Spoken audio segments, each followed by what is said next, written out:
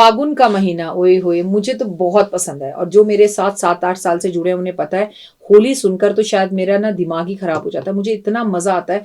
मेरा फ़ेवरेट महीना है फागुन का महीना। फागुन के महीने में क्या करें, क्या ना करें? फागुन का महीना शुरू होने जा रहा है, ये सोच के आई एम सो एक्साइटेड। फागुन के महीने में भगवान शिव की आराधना श्री कृष्ण के साथ की जाती है। फागुन के महीने में होली खेली जाती है। फागुन के महीने में सबसे ज़्यादा जादू टोना होता है। फागुन के महीने में मौसम परिवर्तन होता है। फागुन के महीने में लोगों की तबीयत खराब रहती है। अरे भई राखी वेलकम तो कर लो। I am so sorry. देखा, मैंने कहा ना फागुन सुनते ही मुझे कुछ हो जाता है। नमस्कार, सुस्वागतम, वेलकम, अभिनंदन। मैं हूं आपके साथ आपकी अपनी होस्ट एंड दोस्त डॉक्टर वायरा की ओए होए। तो आप होली खेलने वाले हैं ना जमकर? अगर नहीं, अच्छा अभी आप मेरे परिवार का नया हिस्सा बने ना जी ना, यहाँ नहीं चलता, यहाँ तो बहुत होली चलती है। इतनी होली खेलनी पड़ेगी मेरे साथ। कहते हैं जितना हम फागुन में होली खेलते हैं, जितना हम रंग उड़ाते हैं, जितना हम रंग प्रभु को डालते हैं, उतने ही रंग हमारे जीवन में आते हैं। लेकिन सबसे पहले कार्यक्रम की शुरुआत बिलीव इन कर्मा।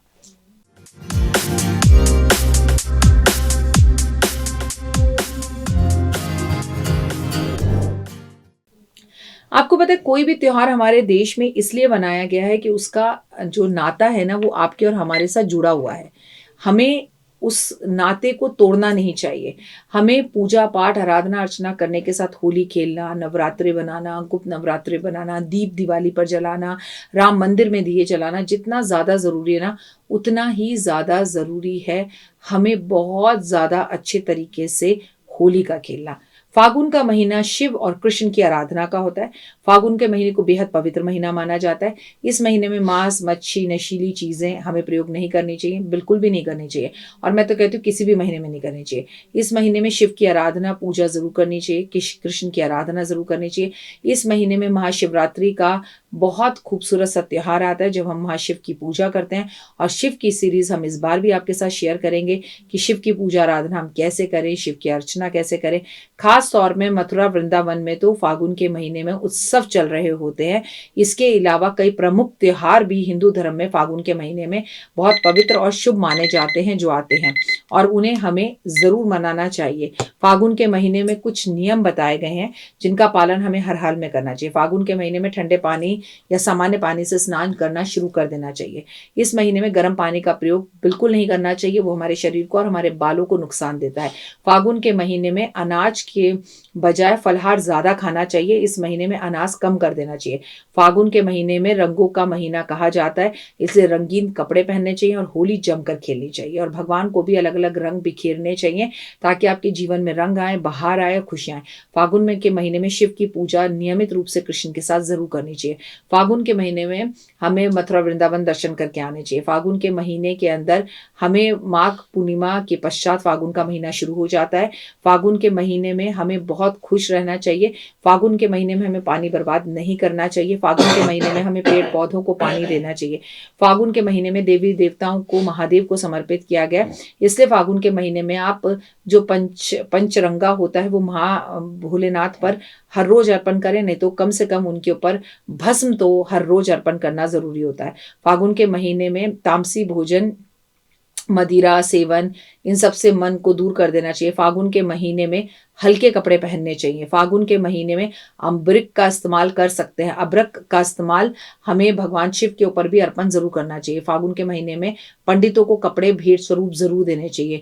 इस महीने में फलों का सेवन करना चाहिए और भोलेनाथ के ऊपर अगर फागुन के महीने में हम अगर फलों का रस अर्पण करते हैं तो अपनी कोई भी इच्छा हो हम प्रभु से मांगे तो वो इच्छा जरूर पूरी करते हैं। फागुन के महीने में हमें अपशब्द, अपमान कभी किसी का नहीं करना चाहिए। अच्छे शब्द बोलने चाहिए।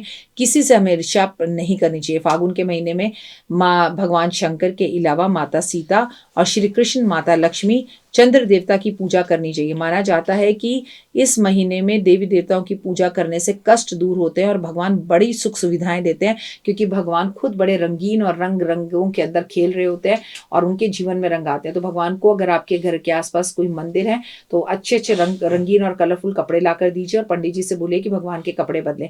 अपने घरों में भी भगवान को आप जो कपड़े पहनाएं, फागुन का महीना शुरू होने से पहले ऊनी कपड़े भगवान के ऊपर से उतार दीजिए और भगवान को हल्के हल्के कपड़े पहनाइए। बनाइए। माघ के महीने में आपको खासकर दान का विशेष महत्व होता है। ज़रूरतमंद लोगों को आपको इस टाइम पर घी, सरसों का तेल, मौसम के फल, अनाज और पानी का दान करना चाहिए। ऐसा करने से आपके जीवन में खुशियाँ आती हैं। ऐसा कहा जाता है कि इस महीने में चंद्रमा का जन्म हुआ था। इस महीने में चंद्रमा की पूजा करने से विशेष कृपा होती है भगवान की, और चंद्रमा को जल अर्पण करने से बड़ा मन शांत रहता है। चंद्रमा के दर्शन करने चाहिए। इस पूरे महीने चंद्रमा के मंत्र जाप करने चाहिए। फागुन के महीने की शुरुआत में ही शीतलता आपको महसूस होनी शुरू हो जाती है। रात्रि में आप भोजन करना कम कर दें और पानी पीना ज्यादा शुरू कर दें। इस महीने में तरबूज जरूर खाना चाहिए। आपको कपड़े ज्यादा रंगीन धारण करने चाहिए और सुगंध का प्रयोग करना चाहिए। नियमित रूप से भगवान कृष्ण को पीले फूल अर्पण जरूर करने चाहिए और उनके सामने गाय के घी का दिया और सुगंधित अगरबत्तियां जरूर जलानी चाहिए। आपको कोशिश करनी चाहिए कि अपने बड़ों का आशीर्वाद लें और अपने बड़ों को किसी धार्मिक यात्रा पर जरूर भेजें। फागुन के महीने में भगवान को प्रसन्न करने के लिए उन्हें एक बांसुरी अर्पण जरूर करनी चाहिए। फागुन के महीने में रात्रि में जल्दी सोना चाहिए और सुबह जल्दी उठकर वॉक करनी चाहिए।